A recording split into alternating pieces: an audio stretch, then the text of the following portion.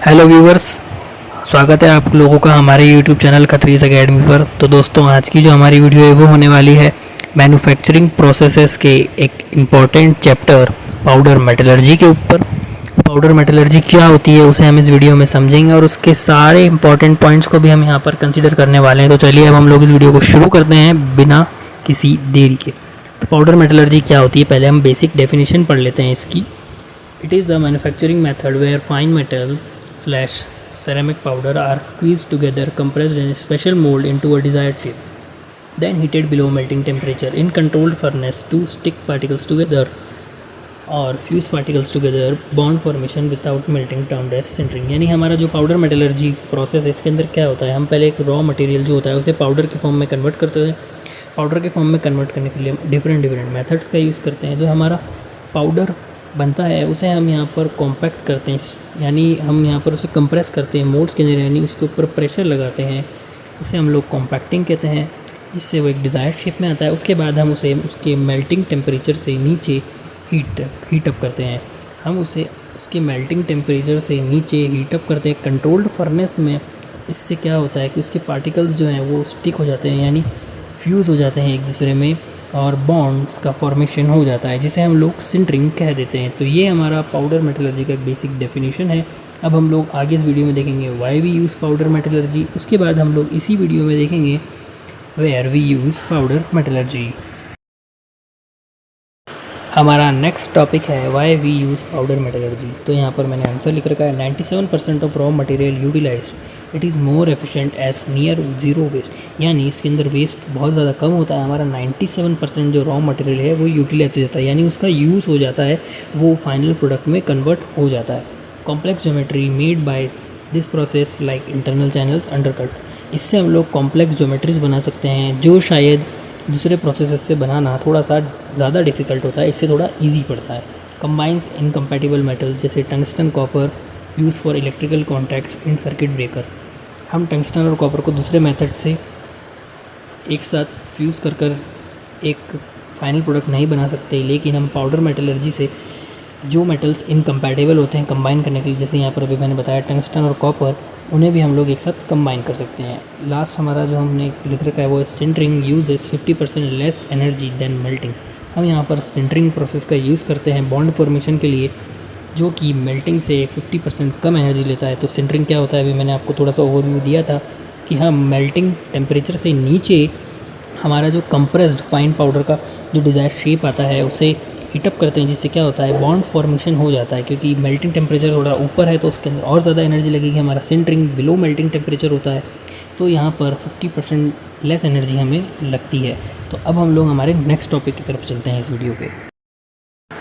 सो हमारा next topic है where we use powder metallurgy. इस वाले टॉपिक के बाद हम लोग एक पीपीटी के ऊपर शिफ्ट हो जाएंगे, जहाँ पर मैं आपको बाकी के रेस्ट ऑफ टॉपिक्स जो हैं इस चैप्टर के उन्हें डिस्कस करूँगा, समझाने की कोशिश करूँगा, और उनके जो प्रॉपर नोट्स है वो आपको हमारी प्रेजेंटेशन स्क्रीन पर दिखेंगे।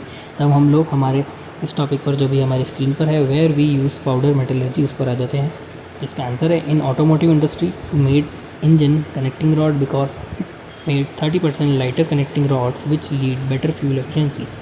हमारा सेकंड है यहाँ पर in aerospace jet turbine seal made by this because no cooling needed at 800 degree Celsius temperature it survive at 800 degree Celsius temperatures. तो यहाँ पर क्या लिखा है कि हमारी जो ऑटोमोटिव इंडस्ट्री होती है उसके अंदर जो इंजन की कनेक्टिंग रॉड होती है उसे हम पाउडर मेटलर्जी से बनाते हैं। तो इसका फ़ायदा क्या होता है, जब हम फाइन पाउडर से कनेक्टिंग रॉड को बनाते हैं तो वो 30% लाइट बनती है, यानी उसका जो वेट होता है वो 30% कम होता है एक नॉर्मल कनेक्टिंग रॉड से, जिससे क्या होता है हमारी जो फ्यूल की एफिशिएंसी है वो बढ़ती है, क्योंकि हमारा जो ओवरऑल स्ट्रक्चर है उसका वेट कम हो चुका है। तो हमारा जो सेकंड है वो है इन एरोस्पेस जेट टरबाइन सील। तो हम टरबाइन की जो सील होती है उससे इससे बनाते हैं, क्योंकि इसे कोई कूलिंग नीडेड नहीं होती, ये 800 डिग्री सेल्सियस तक के टेम्परेचर तक को बियर कर सकती है, जो पाउडर मेटलर्जी से बनती है। तो अब हम लोग पीपीटी की तरफ शिफ्ट हो रहे हैं। आपको आई होप ये वाला पार्ट पसंद आया होगा, आपको पीपीटी वाला पार्ट भी ज़रूर पसंद आएगा। तो अब हम लोग पीपीटी पे आ गए हैं। अभी हम लोगों ने देखा पाउडर मेटलर्जी की डेफिनेशन को, हम पाउडर मेटलर्जी को क्यों यूज़ करते हैं, हम पाउडर मेटलर्जी को कहाँ यूज़ करते हैं। अब हम लोग इस वीडियो में देखें हम पाउडर मेटलर्जी को कैसे यूज़ करते हैं, यानी how powder metallurgy works. Powder metallurgy का जो वर्किंग प्रोसीजर है, इसके अंदर क्या क्या प्रोसेसेस होते हैं, कैसे हम पाउडर बनाते हैं, कैसे फिर उसके बाद हमारा रॉ मटेरियल जो है वो फाइनल प्रोडक्ट में कन्वर्ट होता है, सब कुछ हम लोग इस वीडियो में इंक्लूड कर रखा है। हम हर चीज़ को स्टेप बाय स्टेप यहाँ पर देखेंगे। यहाँ पर पूरे नोट्स आपको आपके चैप्टर के मिल जाएंगे। आप चाहें तो उन्हें पूरा पूरा भी लिख सकते हैं, चाहें तो उसके अंदर से पॉइंट्स पॉइंट्स लिख सकते हैं, और यहाँ से आपको सारे कॉन्सेप्ट तो समझ आ ही जाएंगे। और मैं आपको एक सजेशन देना चाहूँगा, पहले आप इस वीडियो को 1x पर देखें और अपने शॉर्ट नोट्स बना लें, या फिर आप अपने पूरे नोट्स बना लें। उसके बाद 3-4 घंटे के गैप के बाद आप इस वीडियो को थोड़ा सा फास्ट फॉरवर्ड करके देखें। उससे क्या होगा, आपकी जो कॉन्सेप्ट के प्रति अंडरस्टैंडिंग है वो और ज़्यादा बढ़ जाएगी। तो आई होप आप लोगों को जो अभी तक मैंने पढ़ाया था वो समझ में आया होगा, और आगे जो मैं अभी इस वीडियो में पढ़ाने वाला हूँ वो भी मैं होपली आप लोगों को समझ में आए ऐसा पूरा इंश्योर करने की कोशिश करूँगा। तो चलिए अब हम इस वीडियो में आगे बढ़ते हैं। अगर आप लोगों ने इस वीडियो को लाइक नहीं करा है तो लाइक कर दें, हमारे चैनल को सब्सक्राइब कर दें और अपने दोस्तों तक शेयर करना मत भूलना। हमारा फर्स्ट टॉपिक है मेथड्स ऑफ पाउडर प्रोडक्शन।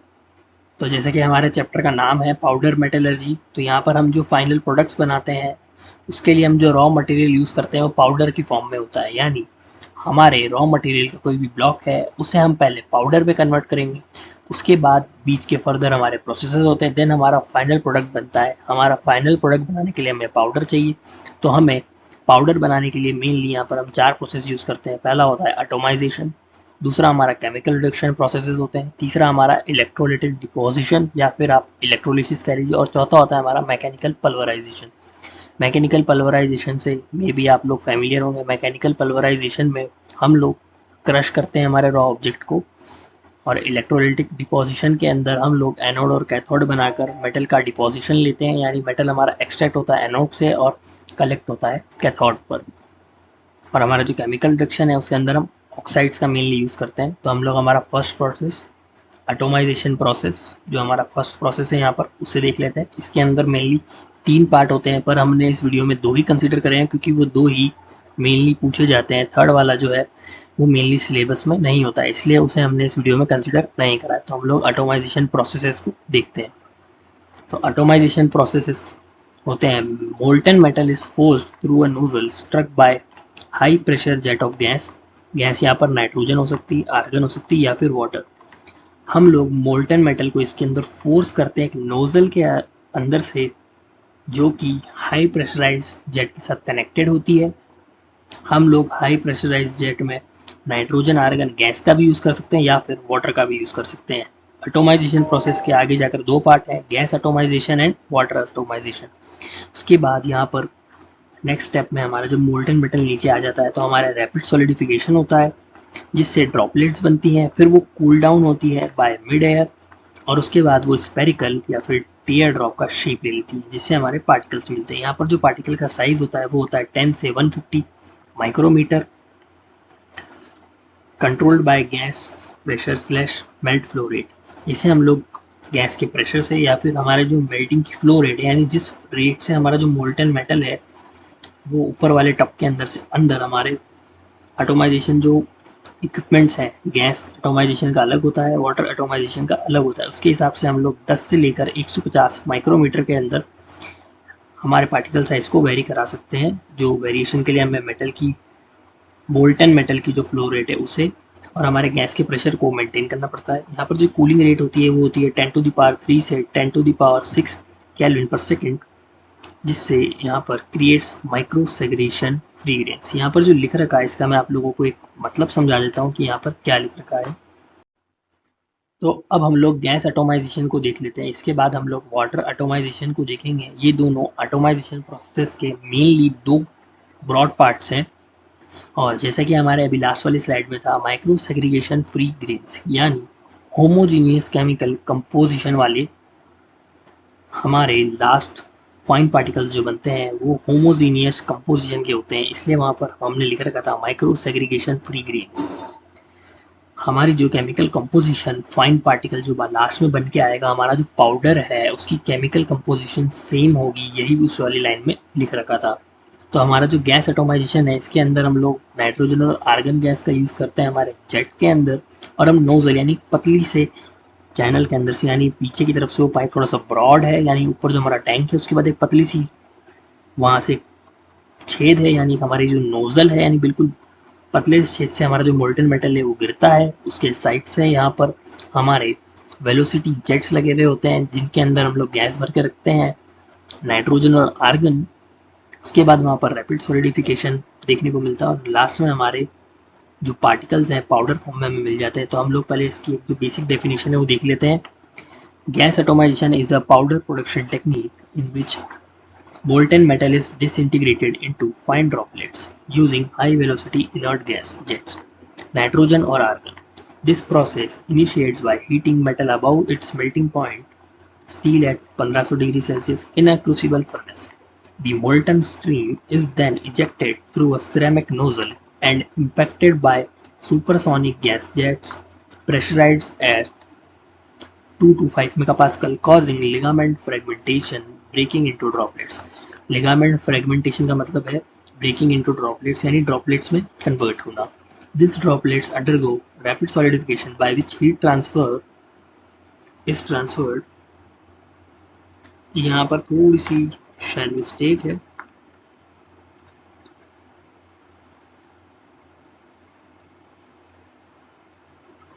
नहीं आप ये वाला रखिए,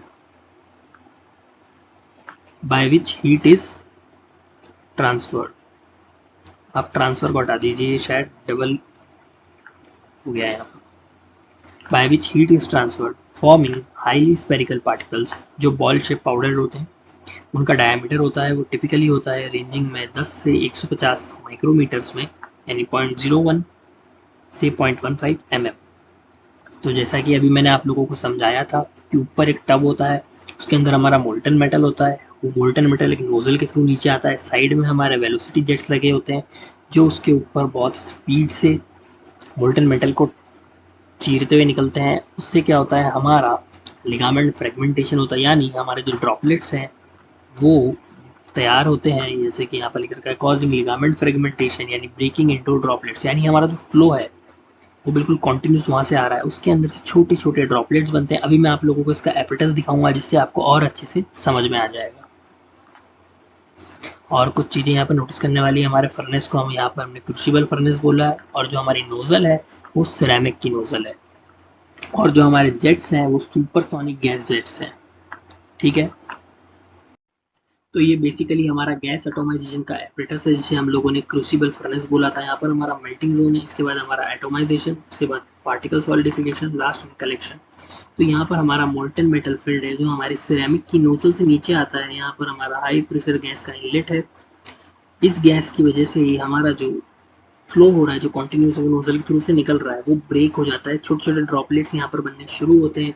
यहाँ पर हमने एयर आउटलेट लगा रखा है. ये क्या करता है, यहाँ से हमने जो गैस डाली है वो आगे जाकर ऐसा हो सकता है कि यहाँ पर टेम्परेचर हाई है तो वो रिएक्शन कर दे, इसलिए यहाँ पर हमारा एयर आउटलेट है. हमने जो हाई प्रेशर गैस यहाँ से इनलेट दी थी उसे हम यहाँ से बाहर निकाल देते हैं.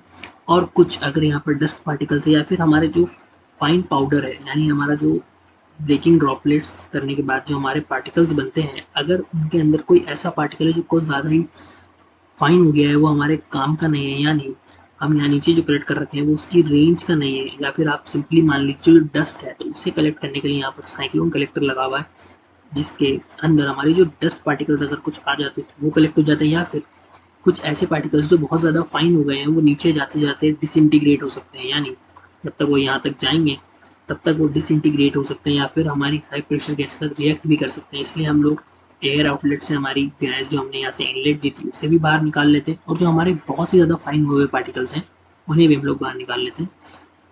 मोटा मोटा ये हमारा एपरेटस है. यहाँ पर हमारा मोल्टन मेटल है, ये हमारी नोजल है, यहाँ हाई प्रेशर गैस का इनलेट है, ये हमारा मेल्टिंग है, यहाँ पे हमारा मोल्टन मेटल फिल है इसलिए इसे मेल्टिंग जोन है. इसके बाद एटोमाइजेशन यानी यहाँ पर हमारे ड्रॉपलेट्स बनते हैं हमारे जेट से निकले हुए कॉन्टिन्यूस फ्लो से. उसके बाद हमारा पार्टिकल सॉलिडिफिकेशन, यहाँ पर हमारे पार्टिकल सॉलिडिफाई होते हैं. उसके बाद यहाँ पर हमारा जो पाउडर है वो कलेक्ट हो जाता है. उसके बाद हम लोग इस पाउडर को फर्दर प्रोसेसेस में यूज कर कर हमारे फाइनल गुड्स को बनाते हैं. तो अब हम लोग नेक्स्ट टॉपिक जो हमारा वाटर एटोमाइजेशन है उसे देख लेते हैं. नेक्स्ट हमारा टॉपिक है वाटर एटोमाइजेशन. यहाँ पर हम लोग जो हमारा जेट होता है उसके अंदर वाटर का यूज करते हैं इनर्ट गैस की जगह. जैसे हमने गैस एटोमाइजेशन में वहाँ पर आर्गन, नाइट्रोजन या फिर हम हीलियम भी यूज़ कर लेते हैं. यहाँ पर हम लोग वाटर को यूज़ करते हैं. Water atomization is a high volume powder production process where molten metal, example iron, steel, or copper alloys, is disintegrated into fine particles using high pressure water jet 10 से 50 megapascal. Molten stream exit a Tundish nozzle and is struck by a water spray at velocities up to 100 meters per second, causing rapid thermal shocks and mechanical fragmentation. This yields irregular flake-like particles, jagged flakes. With high surface oxidation, rust layer due to water contact, particle size range from 50 to 300 micrometer यानी 0.05 से 0.3 mm के, controlled by water pressure and melt temperature. तो हमारे water atomisation के अंदर क्या होता है, जो हमारा वाटर का जेट हम लोग यूज़ करते हैं उसकी वेलोसिटी काफ़ी ज़्यादा होती है. तो जब वो हमारे मोल्टन मेटल का जो फ्लो हो रहा है उसके ऊपर पड़ती है तो वहाँ पर थर्मल शॉक्स जनरेट होते हैं. उसकी वजह से हमारा जो फ्लो हो रहा होता है वो डिसइंटीग्रेट होता है, जिससे हमारे पार्टिकल्स बनते हैं. और इससे जो हमारे पार्टिकल्स बनते हैं वो फ्लैग लाइक होते हैं, यानी वो टेढ़े मेढ़े होते हैं, वो बिल्कुल स्पेरिकल नहीं होते. इन केस हमारा गैस एटोमाइजेशन, जो हमारे पार्टिकल्स बनते हैं वो बिल्कुल नियरली स्पेरिकल होते हैं, क्योंकि वहाँ पर हम लोग हमारे गैस जेट का यूज़ कर सकते हैं, जिससे हमारा जो गैस जेट होता है जब वो हमारे फ्लो के ऊपर पड़ता है तो वहाँ पर हमारा जो फ्लो डिसइंटीग्रेट होता है, उसके बाद हम लोग हमारे गैस को वापस बाहर निकाल लेते हैं, जिससे क्या है पार्टिकल्स बिल्कुल नियरली नेट राउंड शेप होते हैं. लेकिन वाटर एटोमाइजेशन में जो हमारा वाटर होता है वो हमारे पार्टिकल्स के साथ ही नीचे जाकर कलेक्ट होता है, उसके बाद हम लोग उसे अलग करते हैं. तो इस वजह से जो है यहाँ पर जैक फ्लैग बनते हैं. और उसका एक दूसरा कारण है यहाँ पर थर्मल शॉक्स होते हैं, यानी हमारा जो वाटर का स्प्रे है वो बहुत ज़्यादा स्पीड से लगता है हमारे फ्लो को मोल्टन मेटल के, जिससे हमारे थर्मल शॉक्स की वजह से यहाँ पर मैकेनिकल फ्रेगमेंटेशन होता है, यानी पार्टिकल्स में हमारे फ्लो का टूटना यहाँ पर थर्मल शॉक्स की वजह से होता है. उसकी वजह से भी हमारे इरेगुलर फ्लैक लाइक पार्टिकल्स यहाँ पर बनते हैं. इसके अंदर हम लोग मेनली आयरन, स्टील और कॉपर के अलॉयज का यूज़ करते हैं मोल्टन मेटल के अंदर. अभी हम लोग इसका एपिटल्स देखेंगे, वहाँ से आपकी अंडरस्टैंडिंग और ज़्यादा अच्छी हो जाएगी वाटर एटोमाइजेशन प्रोसेस के टूवर्ड्स. ये हमारा वाटर एटोमाइजेशन का एपिटस है, जैसे कि मैंने लिखा था वहाँ पे टुंडिस नोजल. ये हमारा जो टुंडिस नोजल है, यहाँ पर हमारा मोल्टन मेटल फिल है, यहाँ से हमारा मोल्टन मेटल फ्लो होता है. ये हमारे वाटर इनलेट नोजल्स यहाँ पर लगे हुए हैं, यानी जो हमारे जेट्स हैं, यहाँ से हमारा वाटर स्प्रे हो रहा है और जो वाटर जो है साथ में मिक्स हो जाता है, इसलिए यहाँ पर जो कलेक्शन होता है वो स्लरी जैसा होता है थोड़ा सा. और इसी वजह से यहाँ पर जो है कुछ और इरेगुलेटर्स भी आ जाती है, क्योंकि यहाँ पर वाटर साथ में मिक्स होता है. इस वाटर को हम आगे जाकर फिर सेपरेट करते हैं और हमारा जो ये वाटर का जेट है यहाँ पर थर्मल शॉक्स को जनरेट करता है, जिसकी वजह से मेनली हमारा जो फ्लो है वो डिसइंटीग्रेट होता है और यहाँ पर फ्रेगमेंटेशन होता है, जिससे हमारे पार्टिकल्स बनते हैं, यानी हमारे मेटल के ड्रॉपलेट्स आते हैं यहाँ पर. और यहाँ पर हमारे पाउडर का फॉर्म बनता है, जैसे कि आप लोग देख सकते हैं. यहाँ पर जो कलेक्शन है वो बिल्कुल राउंड शेप में आपको नहीं दिख रहा है, यहाँ पर थोड़ा थोड़ा इरेगुलर है, लेकिन हमारा जो गैस एटोमाइजेशन था वहाँ पर डायग्राम में बिल्कुल नियरली नेट राउंडेड शेप के हम लोगों ने यहाँ पर कलेक्शन बॉक्स के अंदर आपको दिखाए थे. यहाँ पर भी बिल्कुल सेम है, पहले मेल्टिंग फेस है, फिर एटोमाइजेशन है, फिर पार्टिकल सॉलिडिफिकेशन है, फिर कलेक्शन. ये होता बिल्कुल उसी के जैसा है, बस इसके अंदर कुछ कुछ चीज़ें अलग है. जैसे वहाँ पर सिरेमिक की नोजल थी, यहाँ पर एक टंडिश नोजल है, और यहाँ पर हमारा मोल्टन मेटल फ्लो होता है. वहाँ पर हम लोग जो गैस इनलेट से थे उसे हम बाहर निकाल लेते थे. यहाँ पर हमारा जो वाटर इनलेट होता है, यानी हमारे जो वाटर के जेट्स जो हमारे थर्मल शॉक जनरेट करते हैं, जिससे हमारा जो मोल्टन मेटल है वो पार्टिकल्स में डिसइंटीग्रेट होता है, वो साथ में मिक्स हो जाता है, यानी यहाँ पर एक स्लरी टाइप मिलता है हमें कलेक्शन बॉक्स के अंदर. फिर हम उस वाटर को अलग करते हैं फर्दर प्रोसेसेस से. वो अभी मेनली मैंने इस वीडियो में ऐड नहीं करे हैं, क्योंकि वो मुझे सिलेबस में नहीं दिखे थे. तो अब हम लोग नेक्स्ट प्रोसेस की तरफ बढ़ते हैं. जैसा मैंने अभी आपको बताया था कि हमारे वाटर एटोमाइजेशन के अंदर जो हमारा कलेक्शन बॉक्स है उसके अंदर वाटर भी हमारे फाइन पार्टिकल्स के साथ, यानी जो हमारे जैग लाइक फ्लैक्स जो वहाँ पर बनते हैं उनके साथ मिक्स होता है. वहाँ पर एक स्लरी टाइप होता है, तो उस स्लरी में से हमारा जो वाटर है उसे अलग करने का जो प्रोसेस होता है उसे हम लोग डी वाटरिंग या फिर लीचिंग कहते हैं. वो मैंने इस वीडियो में इंक्लूड नहीं कर रखा है, लेकिन अगर आप लोगों को सर्च करना है तो आप लोग डायरेक्ट किसी भी ब्राउज़र पर सर्च कर सकते हैं. आपको उसका छोटा सा ओवरव्यू मिल जाएगा कि लीचिंग प्रोसेस क्या है और डी वाटरिंग क्या है आफ्टर वाटर एटोमाइजेशन. तो अब हम लोग हमारा नेक्स्ट प्रोसेस जो है पाउडर फॉर्मेशन का, वो है chemical reduction for powder formation. इस मेथड में क्या होता है, जो हमारे मेटल के ऑक्साइड्स होते हैं वो रिड्यूस होते हैं मेटेलिक फॉर्म में, और यहाँ पर हम लोग रिड्यूसिंग एजेंट्स का यूज़ कर सकते हैं, हाइड्रोजन और carbon monoxides at high temperature. The reduced metal is then collected in powder form. It is used to produce powders of metal like iron, tungsten and molybdenum which are difficult to melt. तो इसको हम लोग एक बार read कर लेते हैं. Chemical reduction for powder formation. In this method metal oxides are reduced to metallic form.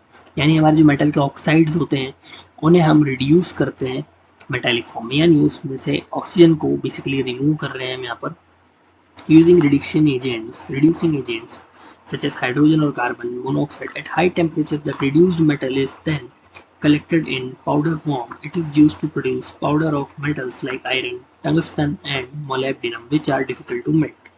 हमारे इसकी एप्लीकेशंस है tungsten powder for filaments light bulbs और iron powder for magnetic cores. ये जो दो चीज़ें हैं, हमारा टंगस्टन का पाउडर और आयरन का पाउडर. हमारा टंगस्टन का पाउडर यूज होता है फिलामेंट्स के अंदर जो हमारे लाइट के बल्ब में होता है, और हमारा आयरन पाउडर यूज होता है मैग्नेटिक कोर्स के अंदर. वो chemical reduction for powder formation इसी प्रोसेस से बनते हैं. आप लोग ये वाली डेफिनेशन तो बड़े आसानी से लिख लेंगे, तो आप लोग जब एप्लीकेशंस को मेंशन कर देंगे तो आपके नंबर और भी अच्छे आएंगे. मेनली हमारा जो प्रोसेस पूछा जाता है वो एटोमाइजेशन पूछा जाता है, गैस एटोमाइजेशन या वाटर एटोमाइजेशन. हमारा जो केमिकल रिडक्शन प्रोसेस है वो पेपर्स में कम पूछा जाता है. एंड हमारा जो इलेक्ट्रोलिसिस प्रोसेस जिसे हम अभी डिस्कस करने वाले हैं ये भी काफ़ी ज़्यादा पूछा जाता है, और इसके बाद जो हम मैकेनिकल पल्वेराइजेशन देखेंगे उसे भी काफ़ी ज़्यादा पूछते हैं.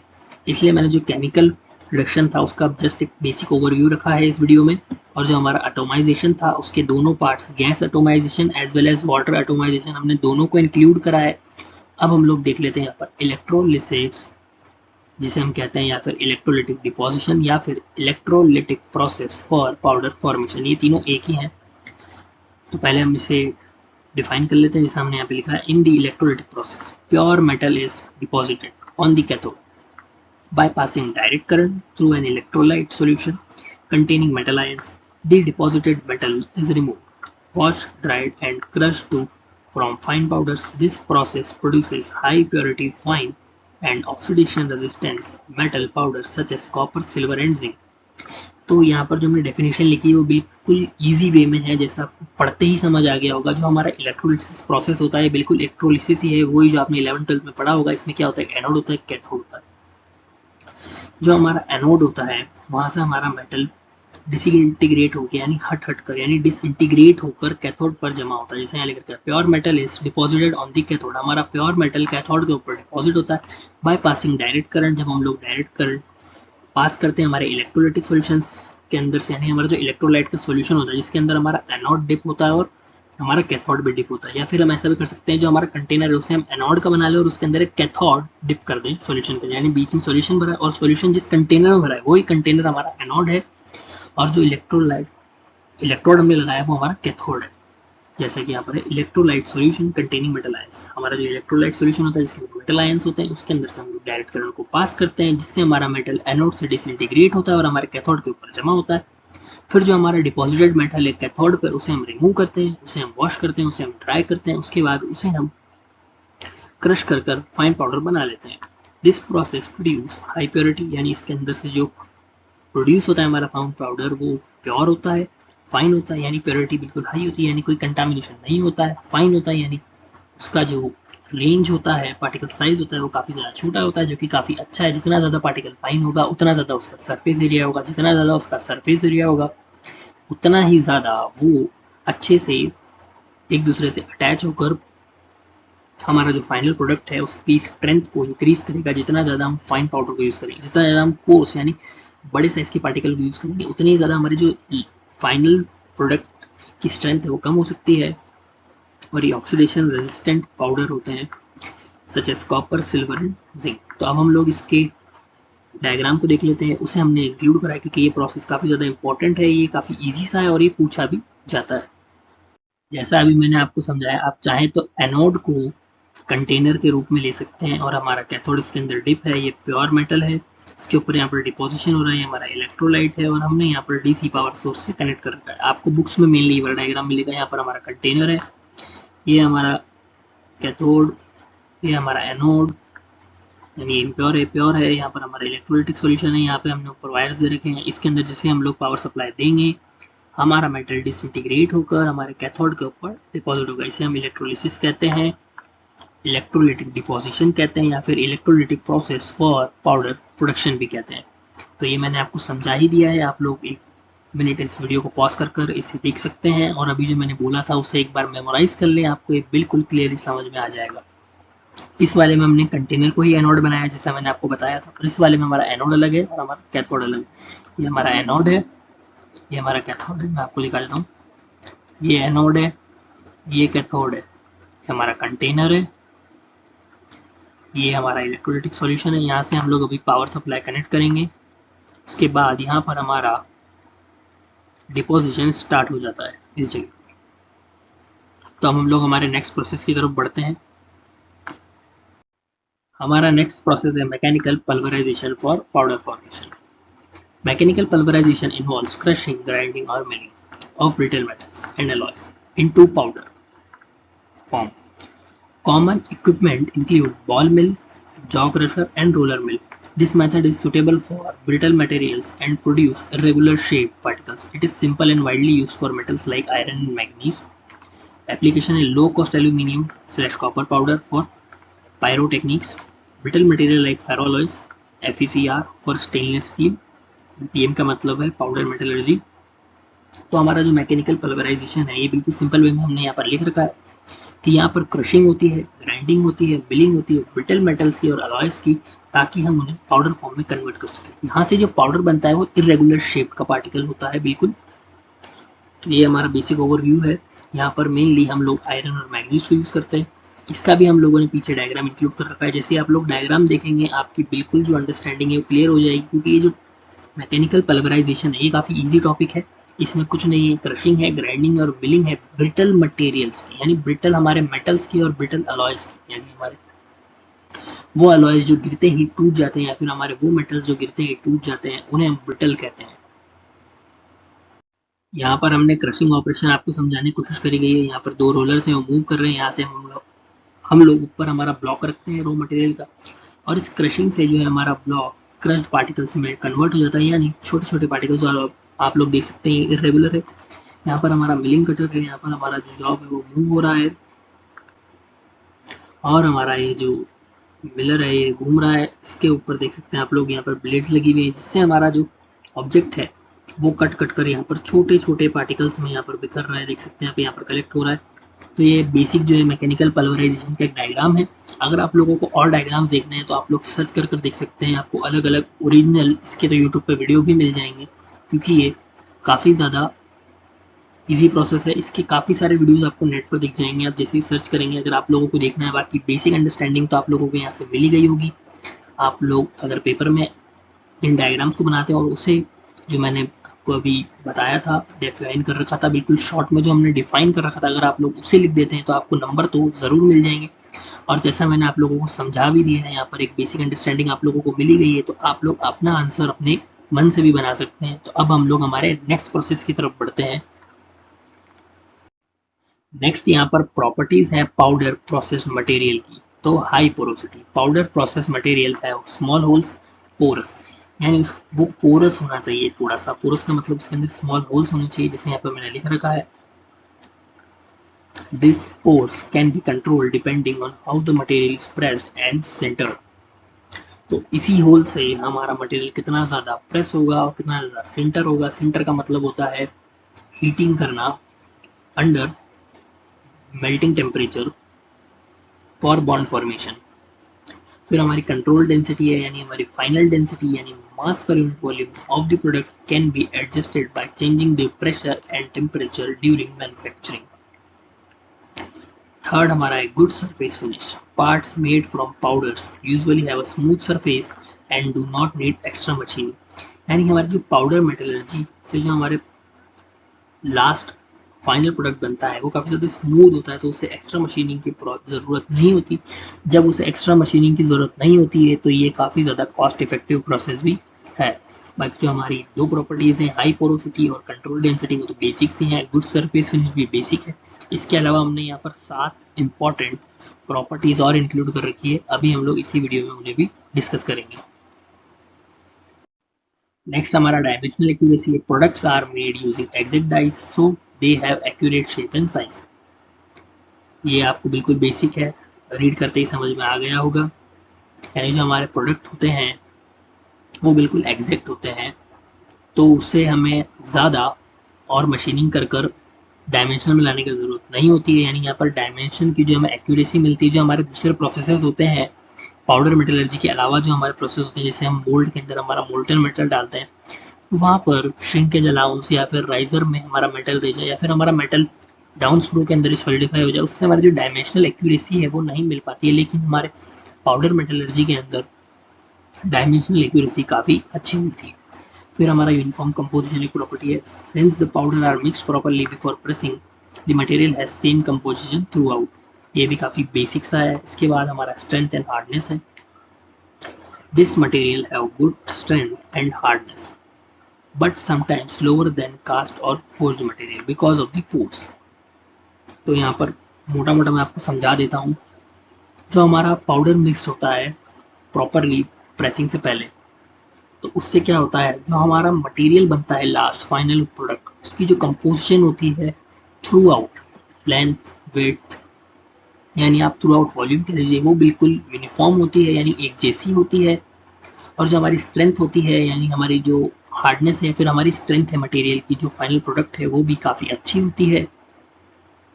कुछ केसेस में जैसे कास्ट और फोर्ज मटेरियल केसेस में पोर्स की वजह से वो कम हो सकती है।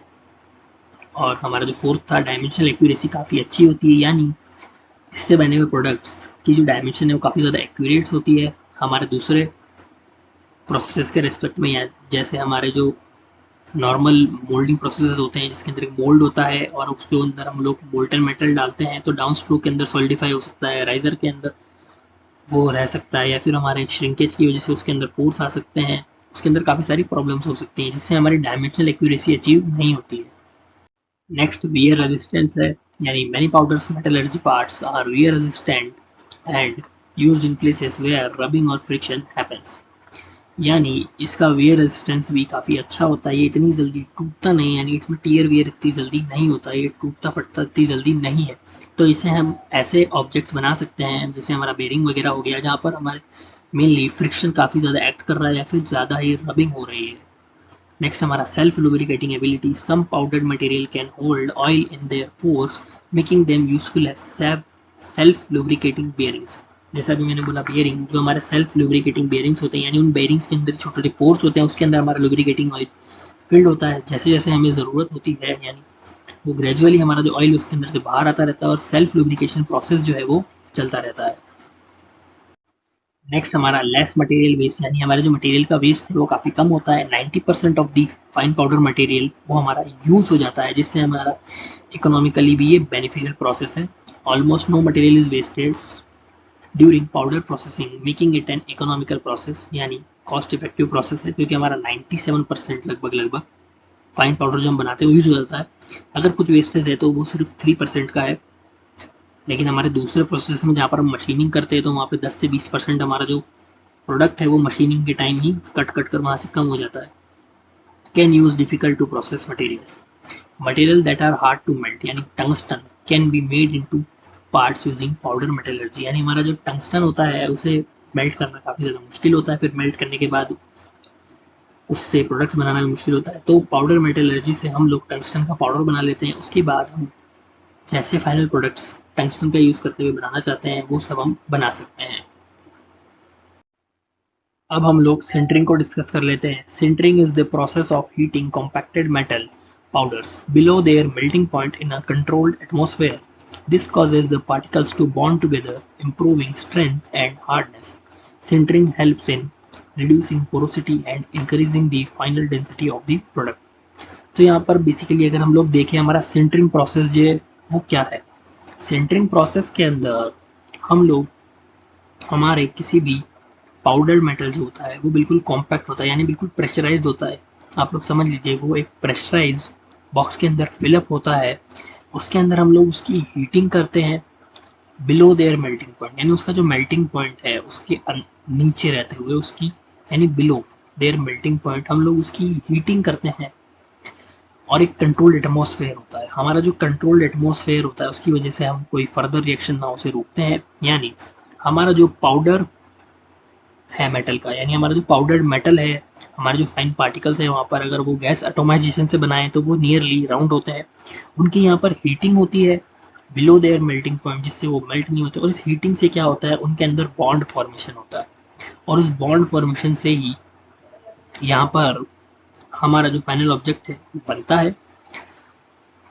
और हमारे सेंटरिंग से क्या होता है, पोरोसिटी कम हो जाती है, यानी होल्स जो होते हैं वो कम होते हैं, और उससे हमारी जो फाइनल डेंसिटी प्रोडक्ट की वो बढ़ती है।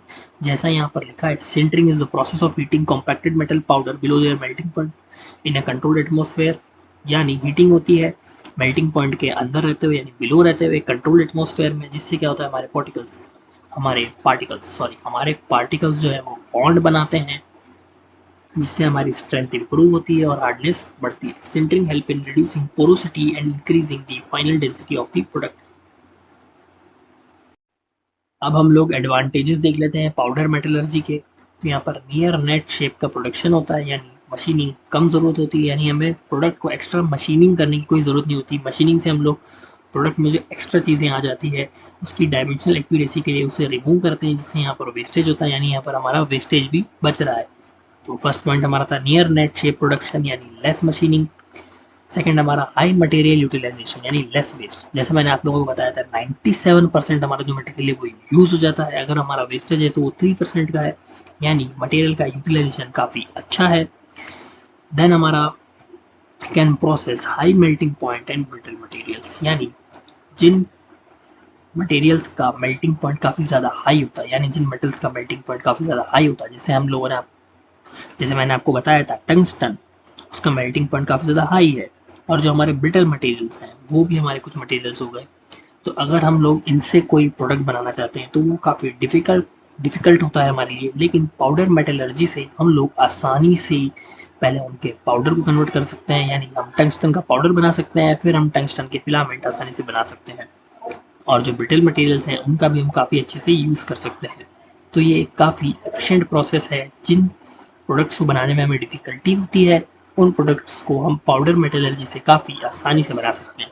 नेक्स्ट हमारा self lubricating component can be made. जैसा मैंने आप लोगों को बताया था, सेल्फ लुब्रिकेटिंग बेयरिंग जिनके अंदर पोरस होते हैं, यानी पोर्स होते हैं, उसके अंदर हमारा लुब्रिकेटिंग ऑयल फिल होता है। हम लोग सेल्फ लुब्रिकेटिंग कंपोनेंट्स जो रबिंग या फिर फ्रिक्शन वाले पार्ट्स में यूज़ होते हैं किसी भी मशीन के, वहाँ पर हम सेल्फ लुब्रिकेटिंग कंपोनेंट्स यूज़ कर सकते हैं जो पाउडर मेटलर्जी से बनते हैं। ये भी एक एडवांटेज है। नेक्स्ट हमारा precise control over porosity and density, यानी हमारा जो कंट्रोल होता है पोरोसिटी पर और डेंसिटी पर वो काफ़ी ज़्यादा अच्छा होता है। हम चाहे जब पोरोसिटी, जहाँ हमें कम पोरोसिटी की ज़रूरत है हम वहाँ पर पोरोसिटी कम कर सकते हैं, जहाँ हमें ज़्यादा डेंसिटी की ज़रूरत है वहाँ पर हम लोग डेंसिटी बढ़ा सकते हैं। जैसा अभी हम लोगों ने सेंटरिंग में देखा था, सेंटरिंग से पोरोसिटी कम हो जाती है और फाइनल प्रोडक्ट की डेंसिटी बढ़ जाती है। फिर mass production is easy and economical, यानी हम अगर किसी चीज़ का मास प्रोडक्शन करना चाहते हैं तो वो काफ़ी ईजी होता है पाउडर मेटलर्जी में, और इकोनॉमिकल भी होता है, यानी कॉस्ट इफेक्टिव होता है। जो हमारा फाइनल गुड बनेगा उसकी कॉस्ट कम होगी। अगर हमारे फाइनल गुड की कॉस्ट कम होगी तो मार्केट में उसकी डिमांड भी ज़्यादा होगी। तो ये इंडस्ट्री लेवल पर भी काफ़ी ज़्यादा इम्पॉर्टेंट है, यानी इसके एडवांटेजेस काफ़ी ज़्यादा है।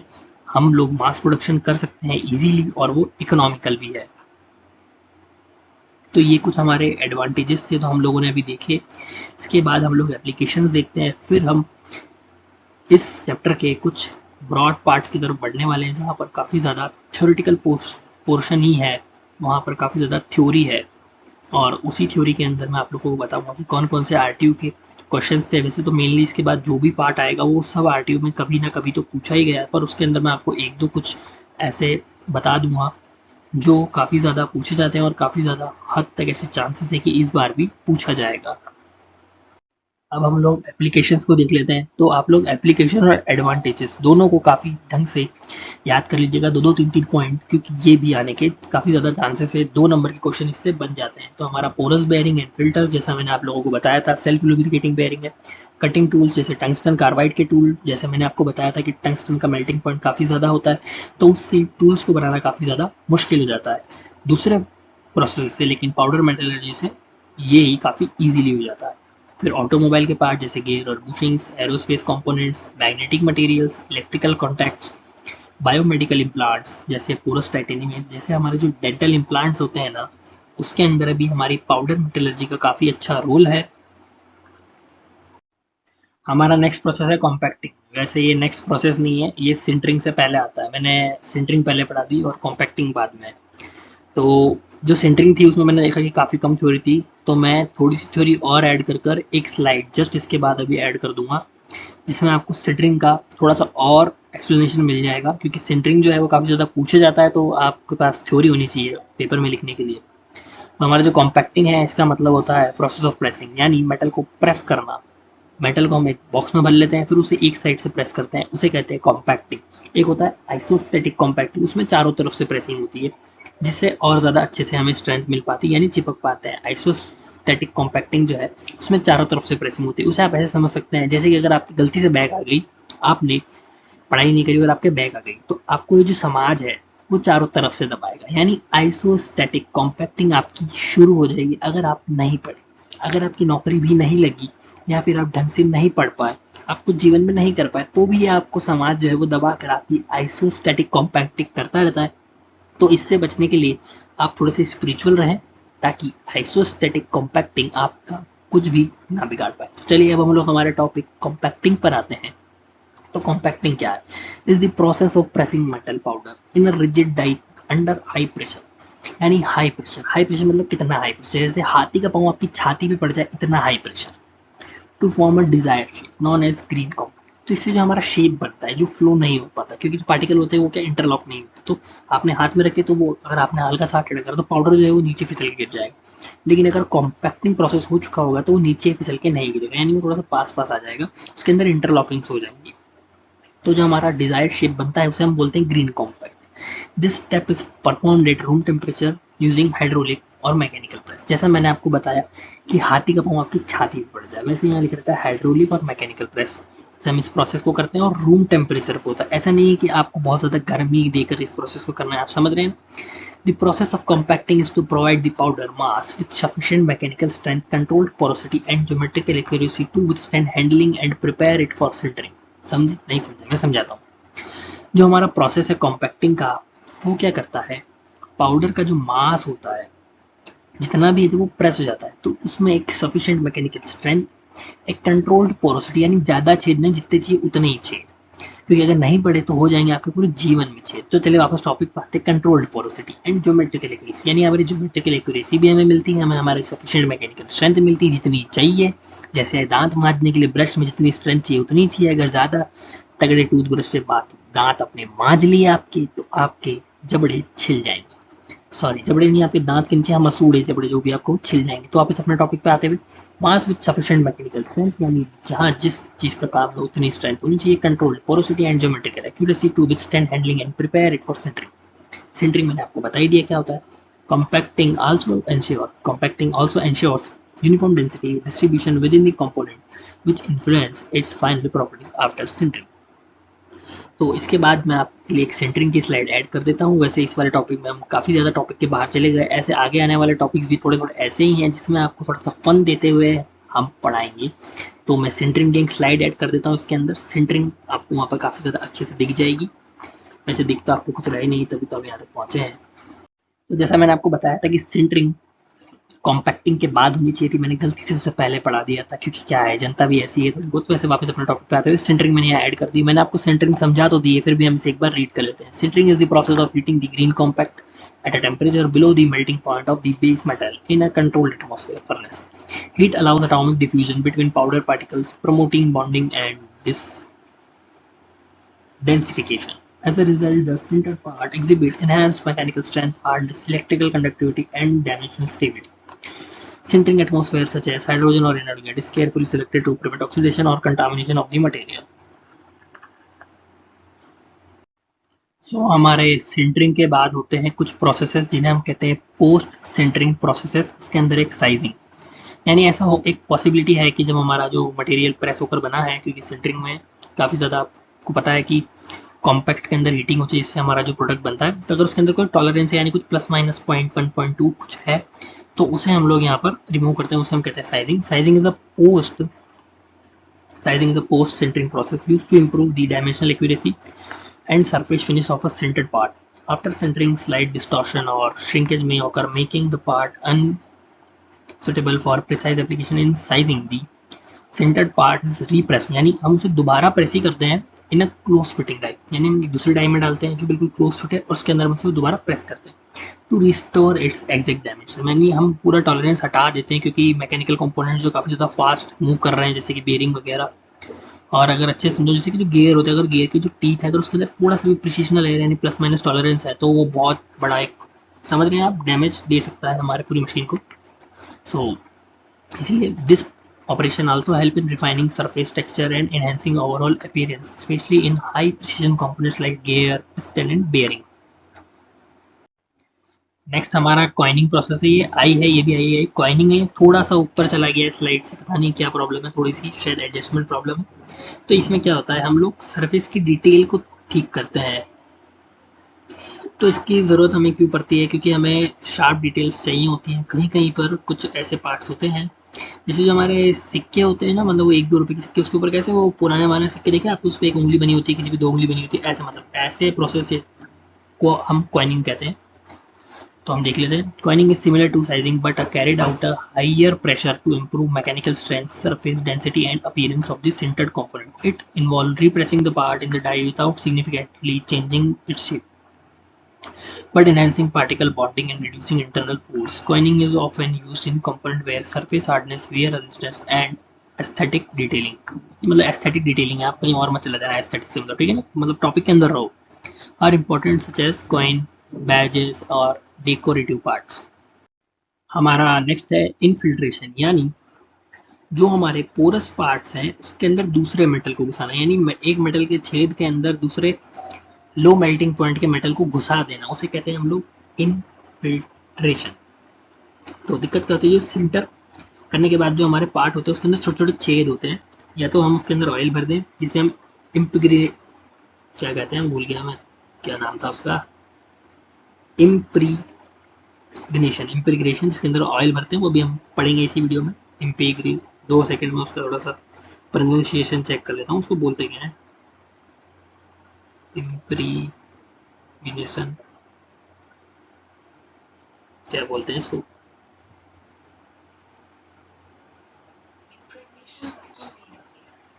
इम्प्रीग्रे मतलब IMPREGNATION, अभी हम इस वीडियो में पढ़ेंगे। वो कहते हैं उसके अंदर क्या होता है, जो छेद होते हैं उसके अंदर हम तेल डाल देते हैं, ऑयल भर देते हैं या फिर वैक्स भर देते हैं या रेजिन भर देते हैं। इस वाले के अंदर हम एक लोअर मेल्टिंग पॉइंट का मेटल उसके अंदर छेद के अंदर भर देते हैं, ठीक है। तो इसकी भी एक डेफिनेशन है, तो हम पढ़ लेते हैं सब। Infiltration is a process in which the pores of sintered part are filled with a lower melting point metal like copper or brass. Sintered component is placed in contact with the infiltrant metal, which metal during a second heating stage and is drawn into the pores by capillary action. Capillary action आपको पता ही होगा, अगर आप लोगों को capillary action नहीं पता है तो उसका मैं कुछ नहीं कर सकता, नहीं पता है तो पढ़ना चाहिए था ना, इंजीनियरिंग में आ गई। This leads to improved density, strength, hardness, and sometimes corrosion resistance. Infiltration is often used in structural components and wear resistant application. तो कैपिलरी एक्शन में आपको थोड़ा सा बता ही देता हूँ, कोई बात नहीं पढ़ाया तो। होता क्या है कि ग्राउंड लेवल जो हमारा होता है वाटर का, इसके अंदर हम पतली सी ट्यूब डालते हैं, मतलब वाटर नहीं तो आपको मतलब मर्क्यूरी वगैरह समझ लीजिए, कुछ भी समझ लीजिए, फ्लूइड, अब मेनली आप फ्लूइड समझो, उसके अंदर हम पतली सी ट्यूब को डालते हैं, वर्टिकल ट्यूब होती है। तो उसके अंदर क्या होता है, हम एक ऑब्जर्वेशन देखते हैं कि कुछ कुछ जो फ्लूइड्स होते हैं उसके अंदर क्या होता है, जो ग्राउंड लेवल है उससे उस पतली ट्यूब के अंदर लेवल कम हो जाता है, इसे हम कहते हैं कैपिलरी फॉल। किसी किसी में थोड़ा सा ऊपर हो जाता है, इसे हम कहते हैं कैपिलरी राइज। तो इसके अलावा एक फॉर्मूले होते हैं, बस ये मोटा मोटा हमारा कैपिलरी रिएक्शन है। तो उसी कैपिलरी रिएक्शन से क्या होता है, इनफिल्ट्रेशन प्रोसेस हो जाता है, पोर्स के अंदर हमारा मेटल घुस जाता है। सो हमारा नेक्स्ट टॉपिक है इम्प्रेग्नेशन। तो इसके अंदर क्या मतलब, ऑयल बनाना नहीं, तेल डालना, यानी जो पोर्स होते हैं उन्हें बंद करना ताकि पार्ट में जंग वंग ना लगे, आप समझ रहे हो, जंग वंग ना लगे इसलिए तेल भर देना, छेदों के अंदर ऑयल भरना। Impregnation involve filling the pores of a sintered part with a non-metallic substance like oil, wax or resin. This process is carried out under vacuum or pressure to ensure full penetration of the fuel fluid. Purpose is to provide self-lubricating properties यानी जो हमारे self lubricating bearing होती है उनके छेदों के अंदर oil भरने के प्रोसेस को हम इम्प्रिग्नेशन कहते हैं। Enhance ceiling compile capability or make the part corrosion resistant. It especially useful for porous bearing, filter and hydraulic component where continuous lubrication is needed without external oiling. सो हमारी वीडियो जो है अभी आगे जाके काफ़ी ज़्यादा लंबी होने वाली है। अगर आप लोग थक गए हैं तो 2 मिनट के वीडियो पॉज लें, थोड़ा सा रेस्ट करें, पानी वानी पिए, फिर देखें, क्योंकि इसके आगे जो आने वाला है वो घमासान थ्योरी आने वाली है मेरे भाई, बिल्कुल घमासान थ्योरी। क्योंकि आप पेपर के एक दिन पहले तो दे ही रहे हो, तो घमासान थ्योरी तो आपको झेलनी ही पड़ेगी। पूरे सेमेस्टर नहीं पढ़े तो क्या कर सकते हैं। सो नेक्स्ट है forging. In powder metallurgy, also known as powder forging, is a process where sintered perform is hot forged to achieve full density and final shape. This operation provides superior mechanical strength, fatigue resistance, and ductility compared to conventional sintering alone. Powder forging is commonly used in the automotive industry for parts like connecting rod and gear, offering performance comparable to throughout component. तो जैसे जैसे video आगे बढ़ती जाएगी, theoretical part बढ़ता जाएगा, बढ़ता जाएगा, बढ़ता जाएगा। तो संयम रखें, पानी पीते रहें, हमारी वीडियो को देखते रहें, गर्मी ज़्यादा है, कूलर वूलर के सामने बैठे रहें और बने रहें हमारे साथ। तो आई होप आपको ये फोर्जिंग समझ आ गया होगा। इसे भी समझाऊंगा कि मैं, ये तो काफ़ी बेसिक सा है, इसमें समझने जैसा कुछ नहीं है। मतलब हर प्रोसेस में क्या है, पोस्ट सेंटरिंग है, अगर सेंटरिंग में कुछ भी कमी है तो उस कमी को निकालने के लिए हम लोग यहाँ पर कर रहे हैं फोर्जिंग, जो है कनेक्टिंग रॉड, गेयर और performance offering comparable to rod component. ये वाली लाइन तो पड़ी थोड़ी सी। तो अब हम लोग हमारे नेक्स्ट टॉपिक की तरफ, यानी हमारे नेक्स्ट वाले प्रोसेस की तरफ बढ़ते हैं, क्योंकि जो फोर्जिंग थ्योरेटिकल, इसके आगे कुछ मतलब थ्योरेटिकल ही हमारे इस चैप्टर में भरा हुआ है। तो अब हम लोग मशीनिंग को देख लेते हैं। तो मशीनिंग में क्या है, जैसे कि हमारे जो सीएनसी वगैरह और सीएनसी मशीन वगैरह होती है ना, जैसे अगर मैं आपको उदाहरण दूँ तो कैसे हम लोग, वो सुई में छेद होता है हमारा, जैसे नारियल पर छेद कर कर पानी निकाल देते हैं, उसी तरीके से मशीन में क्या है, हम चीज़ों को ऊपर से रिमूव करते हैं। तो हम लोग इसकी डेफिनेशन पढ़ते हैं। Machining is often used as finishing step, यानी फिनिशिंग करने के लिए of powder metallurgy when tight tolerance, thread, hole or complex feature are needed. Although powder metallurgy is a near net shape process, certain part still require secondary machining, यानी near net shape process, near net shape product तो बनते ही हमारे powder metallurgy से, लेकिन कुछ होते हैं ना एक्सेप्शन, जैसे आप जैसे जो अभी मेरी वीडियो को देख रहे हैं पेपर के एक दिन पहले, सॉरी थोड़ा सा टॉपिक से बाहर चला गया था फिर से। तो मशीनिंग उनके लिए होती है, जैसे मशीनिंग, हमारी वीडियो आपके लिए मशीनिंग का काम कर रही है।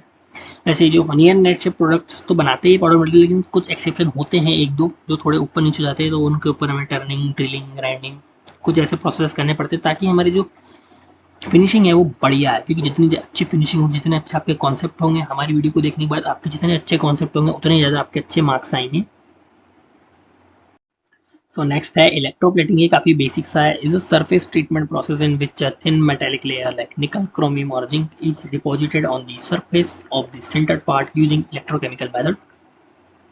This improve the components corrosion resistance, surface hardness and aesthetic appearance। मतलब aesthetic तो आजकल हर जगह चल ही रहा है। वैसे electroplating is commonly applied to component exposed to harsh environment और require an attractive finish। electroplating में क्या है, हम लोग जैसे धातु पर धातु चढ़ा रहे हैं, यानी इलेक्ट्रोप्लेटिंग, यानी मेटल के ऊपर दूसरा मेटल चढ़ा देते हैं। जैसे हम लोग 12th में भी आपने पढ़ा होगा कि हमारे जो दरवाजे वरवाजे होते हैं उसके ऊपर हम लोग पेंट करते हैं, और अगर पेंट नहीं करते, जैसे कि जो हमारे फ्राई पैन होता है, एक फ्राई पैन होता है, उसके ऊपर हमारे इलेक्ट्रोप्लेटिंग से क्या होता है, हम लोग टिन को चढ़ा देते हैं, जिससे क्या होता है उसके ऊपर कोई स्टेन नहीं होता है, और वो स्टेनलेस, क्या कहते हैं उसको, स्टेनलेस फ्राई पैन कुछ तो होता है। मतलब आपके घर में देख लेना, आपकी मम्मी से पूछना, वो आपको बताएगी आपके घर में कैसा फ्राई पैन होगा, जिसके ऊपर एक कोटिंग चढ़ी हुई होती है। उससे क्या है कि उसके ऊपर कुछ भी चिपकता नहीं है, स्टेनलेस होता है बिल्कुल वो। मतलब उसी तरीके से इलेक्ट्रोप्लेटिंग होता है, जिससे हमारी कुछ प्रॉपर्टीज इंक्रीज हो जाती हैं, जैसे कि अभी मैंने आपको बताया corrosion resistance, surface hardness, aesthetic. अपने लिए एस्थेटिक तो हर जगह चल ही रहा है। आप लोग हमारी वीडियो को लाइक करें, चैनल सब्सक्राइब करें और वीडियो को शेयर करें अगर आपको हमारी वीडियो पसंद आ रही है, क्योंकि आगे और ज़्यादा भसड़ मचने वाली इस वीडियो में। सो ये हमारा आइसोस्टैटिक कॉम्पैक्शन, जैसा मैंने आपको बताया था जब मैंने आपको कॉम्पैक्टिंग बताया था, कि हमारे आइसोस्टैटिक कॉम्पैक्शन में चारों तरफ से दबाव है। जैसे समाज का आप पे दबाव होगा, अगर आप लोगों ने हमारी वीडियो नहीं देखी, जैसे मैंने आपको बोला मेरी टंग स्लिप हो सकती है, मेरी टंग काफ़ी ज़्यादा स्लिप हो रही है क्योंकि वीडियो काफ़ी ज़्यादा ब्रॉड हो चुकी है। तो हम आइसोस्टैटिक कॉम्पैक्शन को समझ लेते हैं। Is a method of compacting metal powder by applying equal pressure from all direction. using a fluid medium, typically a gas or liquid. Unlike conventional die pressing, where pressure is applied in only one direction, isostatic pressing ensures uniform density and strength throughout the compact. There are two types: cold isostatic pressing (CIP) and hot isostatic pressing (HIP). In CIP, compaction is done at room temperature using a rubber or flexible mold placed inside a pressure vessel filled with a liquid water or oil. In HIP, compact is subject to a high temperature and pressure simultaneously using inert gas, which do not compact but also center the material. This technique is ideal for producing complex shape, defect-free component and materials that are difficult to compact uniformly by mechanical pressing, such as ceramics and high-performance alloy. Isostatic pressing results in components with excellent mechanical properties, low porosity and high dimensional accuracy. तो ये जो मोटा मोटा है सारा रटने जैसा ही है, और जो मैंने आपको बताया आइसोस्टेटिक कंपैक्शन में चारों तरफ से प्रेशराइज वे में यहाँ पर जो हमारा काम हो रहा है। सो आगे भी जो प्रोसेस अब इस वीडियो में आने वाले वो और ज़्यादा थ्योरेटिकल हैं, तो अपना संयम बनाए रखें। ये वीडियो काफ़ी ज़्यादा लंबी होती जा रही है, मुझे पता है, और ये वीडियो काफ़ी ज़्यादा लंबी होगी, जैसे आपको नीचे दिख रहा है। वीडियो जो है हमारी काफ़ी ज़्यादा लंबी हो गई है, तो थोड़ी जो है मेरी टंग जो है वो स्लिप हो रही है, मतलब मैं टॉपिक से अचानक से एकदम से बाहर चला जाता हूँ, तो आप थोड़ा मेंटेन कर लीजिएगा, उसको समझ लीजिए आप। तो एडिटिव मैन्युफैक्चरिंग यानी हमारी जो 3D प्रिंटिंग है, यानी यहाँ पर हम मटेरियल को जोड़ जोड़ के ऑब्जेक्ट बनाते हैं। जैसे हमारा घर का प्रिंट, समझ रहे हैं आप, हमारा घर का पहले नक्शा बनता है, फिर ईंट ईंट ईंट जोड़ जोड़ के हमारा पूरा मकान बनता है, वैसे ही। तो अब हम लोग इसे देख लेते हैं। Commonly known as 3D printing is a layer by layer fabrication, जैसे ईंट ईंट से मकान बनता है। Technique that build complex geometry directly from digital model, eliminating the need for traditional subtractive method. In powder metallurgy, AM process यानी additive manufacturing process such as selective laser sintering SLS, direct metal laser sintering DMLS and binder jetting are used to produce near net shape components from metal, ceramic or composite powder. This technique enables precise control over microstructure density and mechanical property while minimizing material waste. Additive manufacturing is particularly advantageous for prototyping, customized part and intricate designs that are difficult to achieve through conventional powder metallurgy route. Its applications span aerospace, medical implant, and automotive industry, offering rapid production, design flexibility, and cost-effective small batch manufacturing. तो काफ़ी ज़्यादा theoretical, अब जो हमारा जो portion चल रहा है काफ़ी ज़्यादा थ्योरेटिकल है। इसके आगे भी जो आएगा वो भी काफ़ी ज़्यादा थ्योरेटिकल पार्ट ही है इस चैप्टर का, मतलब काफ़ी ज़्यादा थ्योरी है, और उस थ्योरी में क्या है, मतलब समझाने की चीज़ें कम है और रटने की चीज़ें थोड़ी सी ज़्यादा है। मतलब अंडरस्टैंडिंग बेसिक आपको तो करनी पड़ेगी, कि बेसिक अंडरस्टैंडिंग मैं आपको समझा ही रहा हूँ क्या है टॉपिक की, और उसके बाद आप वीडियो को पॉज कर देख सकते हैं। और उससे आप लोग वीडियो को पॉज कर ज़रूर एक बार देखें, और एक बार रीड आउट खुद से ज़रूर एक बार पूरी वीडियो देखने के बाद आप पहले 1x पर वीडियो देखें, फिर 1.5x पर देखें, और जब आप 1.5x पर देखते हैं तो आप रोक रोक कर चीज़ों को एक बार खुद थोड़ा सा ऊपर ऊपर से रीड ज़रूर करें, क्योंकि काफ़ी ज़्यादा थ्योरेटिकल होती जा रही है हमारी वीडियो। अब आगे और थ्योरेटिकल पोर्शन ही आने वाले हैं, बिल्कुल थ्योरी थ्योरी थ्योरी ही है इस चैप्टर में, और कुछ नहीं है, समझने का पार्ट कम है। वैसे थ्योरी को भी समझ के रटना थोड़ा सा आसान हो जाता है। सो रैपिड प्रोटोटाइपिंग क्या है, मतलब जल्दी से सैंपल बनाओ, टेस्ट करो, फिर फाइनल बना लो, यानी बहुत जल्दी जल्दी काम हो रहा है, तो उसे हम लोग रैपिड प्रोटोटाइपिंग कहते हैं। जैसे अभी हम इस वीडियो में पढ़ेंगे वर्चुअल प्रोटोटाइपिंग, वो एक मतलब बढ़िया प्रोसेस है, मतलब बिल्कुल स्टेप बाय स्टेप धीरे धीरे हम पूरा टेस्टिंग करते हैं। वैसे अगर हम जल्दी जल्दी करें हर चीज़ को, जैसे हड़बड़ाहट में, जैसे आप इस वीडियो को देखने आए ना, बिल्कुल हड़बड़ाहट में आपका पेपर बिल्कुल पास आ गया है, बिल्कुल रैपिड वन शॉट चाहिए, वैसे रैपिड प्रोटोटाइपिंग काफ़ी ज़्यादा फास्ट प्रोसेस है, मतलब जल्दी सैंपल बनेगा, जल्दी टेस्ट होगा। मतलब इसके अंदर मिस्टेक भी हो सकती है, क्योंकि आप बहुत ज़्यादा जल्दी जल्दी सारे काम को करने की कोशिश कर रहे हो। तो क्या होता है कि हम जल्दी से हमारा मोल्ड बनाते हैं, प्रोडक्शन, फिर हम हमारा प्रोडक्शन शुरू कर देते हैं। जैसे कि हमारा जो 3D प्रिंट होता है ना, 3D प्रिंटर हमारा हो गया, और इसके अंदर क्या है कि नॉर्मल मोल्ड 2 महीने में बनता है, इससे हम जल्दी बना सकते हैं। वैसे ही बिल्कुल रैपिड प्रोटोटाइपिंग, सॉरी मैं तो रैपिड टूलिंग कुछ लगा था, रैपिड प्रोटोटाइपिंग क्या है, पहले देख लो फिर बनाओ, 3D प्रिंट से सैंपल बनाओ, टेस्ट करो, फिर फाइनलाइज करो। सो अब हम लोग इसकी डेफिनेशन को देख लेते हैं। Rapid prototyping encompasses a range of additive manufacturing technologies that enable quick fabrication of physical model, prototype, or functional component directly from three-dimensional CAD data.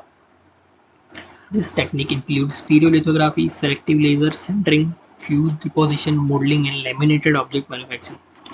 जैसे कि मैंने आपको बताया कि यहाँ पर काफ़ी ज़्यादा रैपिड होता है, यानी काफ़ी ज़्यादा जल्दी प्रोटोटाइपिंग हम करते हैं। तो जैसे कि जो हमारे कंपोनेंट्स हैं उनका डेटा हमारे थ्री डायमेंशनल कैड के अंदर होता ही है, उसके कंपैरिजन से या फिर उसके एनालिसिस से हम लोग हमारी प्रोटोटाइपिंग करते हैं।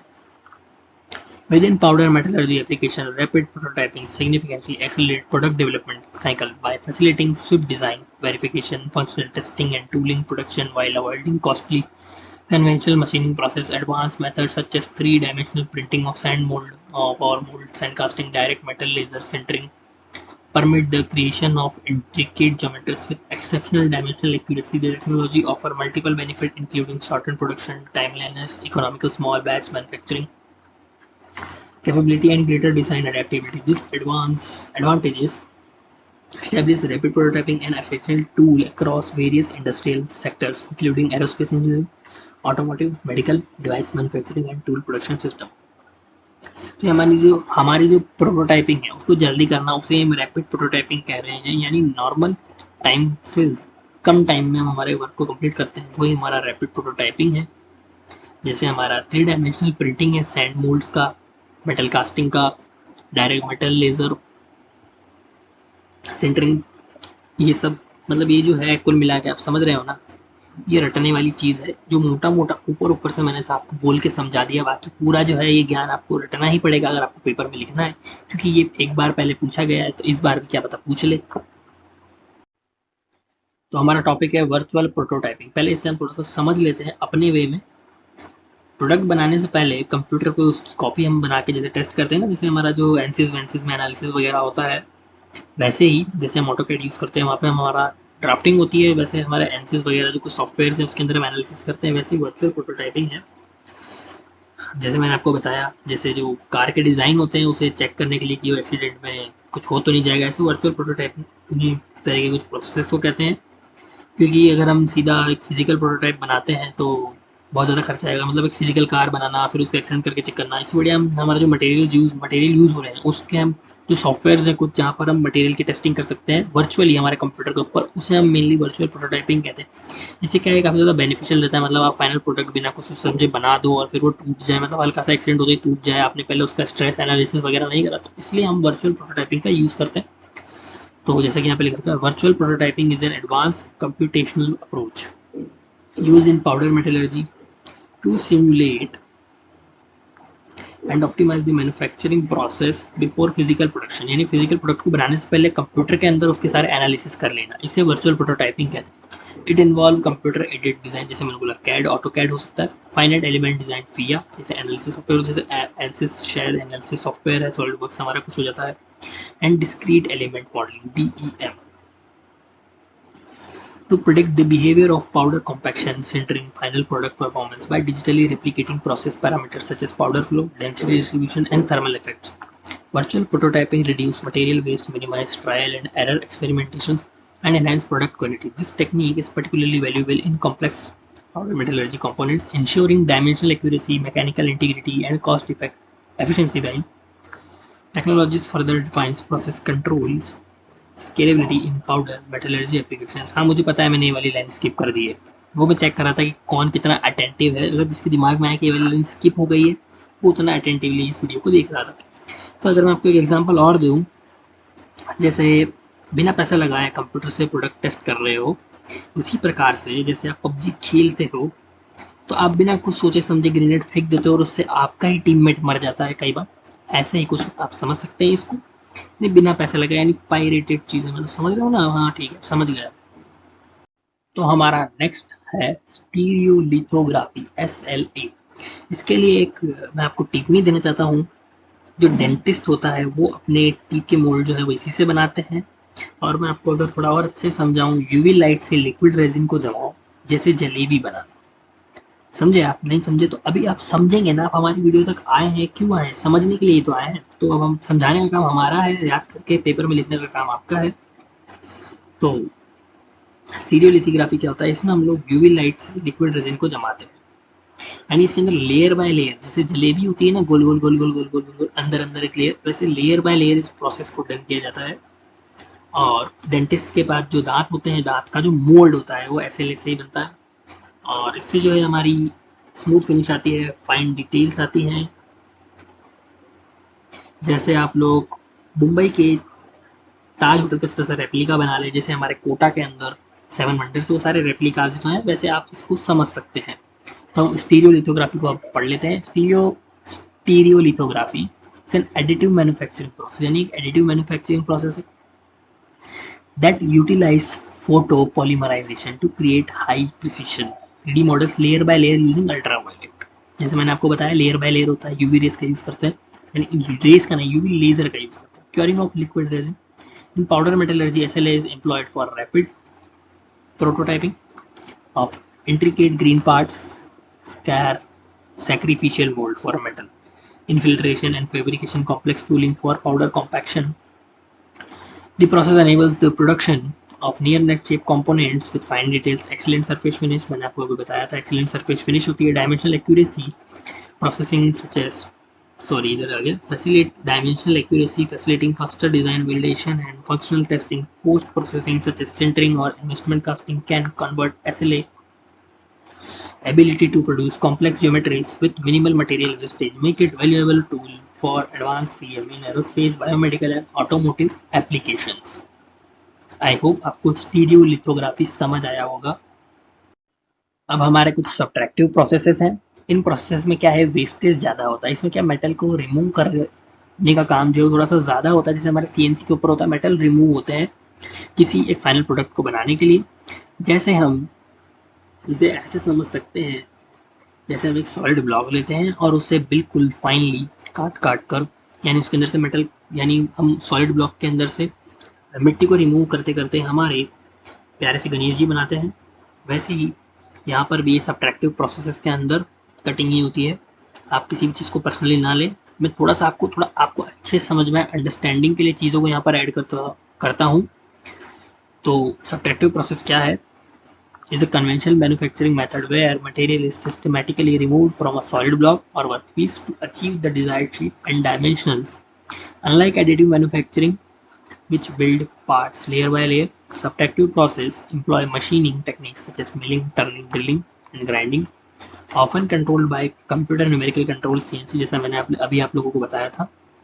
These processes are known as their high precision, excellent surface finishing, and ability to work with a wide range of materials, including metals, plastic, and composites. While subtractive manufacturing generates material waste in the form of chips, cutting it remains indispensable for producing high tolerance components, especially in industries like aerospace, automotive, and tool making. Advances in CNC technology and multi-axis machining have further enhanced efficiency and making suitable for both prototyping and large scale production. तो ये जो है mainly हमारा subtractive process है। इसके अंदर जैसे मैंने आपको बताया, इसमें रिमूविंग होती है, यानी सॉलिड ब्लॉक को काट काट कर शेप देना। जैसे आप सब्जी काटते हैं, उसमें वेस्टेज ज़्यादा होता है। जैसे आप लोग आम छीलते हैं तो उसके अंदर छिलके का वेस्टेज, फिर उसकी गुठली का wastage.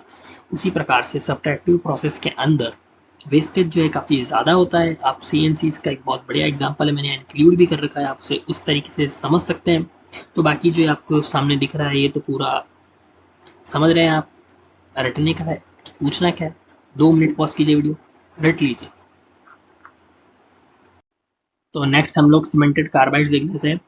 Also known as hard metal are composite material consisting of refractive carbide particles WC, TIC, TLC, bonded together by a ductile metallic binder, typically cobalt or nickel, produced via powder metallurgy (PM) techniques such as mixing, compaction, and liquid phase sintering. This material exhibit exceptional hardness, wear resistance, and high temperature stability. Due to their superior mechanical properties, cemented carbide are widely used in cutting tools, mining equipments, wear resistant part, and industrial machinery. The proportion of carbide phase and binder content can be tailored to achieve desired toughness and hardness for specific application. Despite their brittleness, cemented carbide remain indispensable in high performance engineering application where durability and precision are critical। ये RTU में पूछा हुआ question है और stereolithography भी पूछा हुआ question ही है वैसे। और ये जो सीमेंटेड कार्बाइड है इसके आने के चांसेस ज़्यादा हैं थोड़े से। तो सीमेंटेड कार्बाइड जो है इसे अगर मैं आपको समझाऊं तो हम ऐसे समझ सकते हैं कि पहले हम इसका एक डिसएडवांटेज देख लेते हैं कि ब्रिटलनेस होती है इसके अंदर। मतलब अगर आप इसे ज़ोर से मारोगे तो ये चटक के टूट जाएगा, जैसे कांच की गिलास गिर के टूटती है वैसे ये ब्रिटल होता है, क्योंकि कांच भी ब्रिटल होता है और ये महंगा होता है थोड़ा सा। मतलब टंगस्टन इसके अंदर यूज़ हो रहा है, जैसे आप लोगों को दिख रहा है टंगस्टन डब्ल्यू सी का मतलब होता है टंगस्टन, इसके अंदर यूज़ हो रहा है। तो टंगस्टन जो है ना वो थोड़ा सा महंगा होता है। और सीमेंटेड कार्बाइड काफ़ी ज़्यादा हार्ड होते हैं। जैसे अगर मैं आपको समझाऊँ, ये सबको काटता है मगर ज़्यादा लोड में खुद भी टूटता है। जैसे कुछ इंसान होते हैं जो सबका काटते हैं, उसी तरीके से ये भी सबका काटता है, लेकिन ज़्यादा लोड लेने पे खुद ही टूट जाता है, यानी ब्रिटल होता है ना। तो ज़्यादा लोड लगे, यानी इससे हम मेनली टूल्स बनाते हैं, जिससे आप कटिंग टूल्स होते हैं ना लेथ मशीन के अंदर आप यूज़ करते हैं। HSS जैसा आपका होता है उसी प्रकार से समझ लीजिए सीमेंटेड कार्बाइड के टूल होते हैं जो कटिंग टूल्स होते हैं। मतलब अगर आप मशीन को ज़्यादा तेज़ी से चलाएंगे तो ये खुद भी ब्लंट होके टूट सकता है। और इसकी हार्डनेस तो ज़्यादा होती है, मैंने आपको बता ही दिया। और अगर हम लोग सीमेंटेड कार्बाइड जो ये काफ़ी इंपॉर्टेंट है, तो आपको ये जो सामने लिख रखा है ना ये पूरा याद होना बहुत ज़्यादा ज़रूरी है, क्योंकि ये काफ़ी ज़्यादा पूछा जाता है। इसके अंदर 90% टंगस्टन कार्बाइड होता है, और जैसे WC है वो टंगस्टन कार्बाइड है, और 10% कोबाल्ट होता है। एंड यहाँ पर और भी कुछ चीज़ें एडिड है, जैसे कि मैं आपको समझाऊँ तो माइनिंग ड्रिल्स बिट्स में, जो हमारी माइनिंग की ड्रिल बिट्स होती हैं जो पत्थर को चबा जाती हैं, बिल्कुल वो सीमेंटेड कार्बाइड्स की होती हैं। जैसे कि लेथ मशीन का स्टील को बटर की तरह काट देता है, हमारी लेथ मशीन में स्टील को बटर के जैसे बिल्कुल लेयर बाय लेयर में काट, यानी चिप्स निकाल देता है। तो वो जो टूल्स होते हैं वो भी सीमेंटेड कार्बाइड के होते हैं। इसकी वीकनेस मैंने आपको बता ही दी कि ये ब्रिटल होता है। बस यही हमारा ओवरऑल जो है सीमेंटेड कार्बाइड है। तो इसे मोटा मोटा यहाँ जो लिख रखा है तो पूरा रटने जैसा है, और बाकी जो कुछ आपको समझाने लायक था वो मैंने आपको समझा ही दिया। सो नेक्स्ट है रैपिड टूलिंग। रैपिड टूलिंग से क्या होता है, वैसे हमें नॉर्मली मोल्ड बनाने में 2 महीने लगते हैं, जैसे हमें नॉर्मली अच्छे से सिलेबस को कवर करने में पूरा सेमेस्टर लगता है, लेकिन हम एक रात पहले पढ़ते हैं। वैसे रैपिड टूलिंग जो है उसी प्रकार से जो हमारा रैपिड टूलिंग है ये आपके 2 महीने के या फिर आपके पूरे सेमेस्टर के काम को, जैसे हमारा वन शॉट आज की रात में आप करने वाले हैं, इस पूरे वन शॉट को देखकर आप आज की रात के अंदर अपना सिलेबस कवर कर रहे हैं, उसी तरीके से एक मोल्ड बनाने में 2 महीने लगते हैं। लेकिन हमारा रैपिड टूलिंग प्रोसेस से क्या होता है, उस 2 महीने का काम हम काफ़ी जल्दी कर सकते हैं, काफ़ी जल्दी कर सकते हैं। जैसे मैं आपको बताऊं, जैसे आप हमारा वन शॉट एक रात पहले देख रहे हैं, वैसे ही आप लोग रैपिड टूलिंग से आप मान लीजिए 1 हफ्ते के अंदर हमारा मोल्ड बन जाता है, फिर वो काफ़ी दिनों तक यूज़ करता है। जैसे इंस्टेंट डिलीवरी होती है वैसे ही, जैसे इंस्टेंट डिलीवरीज वन शॉट के अब तक हुई है पेपर के 1 दिन पहले, उसी तरीके से अब हम लोग रैपिड टूलिंग पाते हैं। Rapid tooling refers to the accelerated production of mould, जैसे मैंने आपको बताया था काफ़ी जल्दी जल्दी, जैसे आप हमारे वन शॉट को देख रहे हैं। Rapid tooling refers to accelerate production of mold dies and manufacturing tools using additive manufacturing or other fast fabrication techniques. It enables quicker transition from prototyping to production compared to conventional tooling methods. Rapid tooling approaches include both direct methods where tools are 3D printed in metal or high performance polymers, and indirect methods that are use 3D printed patterns to create mold through casting or other replication processes. This technique significantly reduces lead time from weeks/months to days, weeks, while maintaining acceptable accuracy for short production runs. Rapid tooling finds particular value in injection molding, die casting, sheet metal forming application, allowing manufacturers to validate design and begin limited production faster, while generally not as durable as traditional tooling for high volume manufacturing. Rapid tooling provides a cost-effective solution for bridge production and low to medium volume requirement across automotive, aerospace, and consumer goods industries. So rapid tooling, जैसा कि मैंने आप लोगों को समझाया, rapid tooling के अंदर हम एक्सेलरेटेड प्रोडक्शन करते हैं हमारे बोल्ट्स का। सो यही हमारा बेसिकली रैपिड टूलिंग है। इसके अंदर जो बाकी पूरी थ्योरी है, ये रटने वाला जो मैटर है लास्ट वाला रैपिड टूलिंग का, ऐसे आप लोग पॉज कर रट सकते हैं। एंड आई होप आप लोगों को ये वाली वीडियो पसंद आई होगी। मैंने बिल्कुल एक कॉमेडी कमेंट्री के साथ इस पूरी वीडियो को बनाया है। तो इस वीडियो को लाइक करें, हमारे चैनल को सब्सक्राइब करें और इस वीडियो को अपने दोस्तों तक शेयर करना मत भूलना। आई होप आप लोगों को हमारी सारी वीडियोस पसंद आती हैं। तो मिलते हैं हम लोग हमारी अगली वीडियो में, जो कि काफ़ी ज़्यादा इम्पॉर्टेंट होगी आपके यूनिवर्सिटी एग्ज़ाम्स की व्यू से। और अगर आप लोग आरटीयू में पढ़ते हैं तो ये तो पूरा आरटीयू का ही सिलेबस है, तो आपके लिए ये वीडियो देखना तो बिल्कुल मेक श्योर था। तो मिलते हैं हम लोग अब अगली वीडियो में। Thanks for watching my video.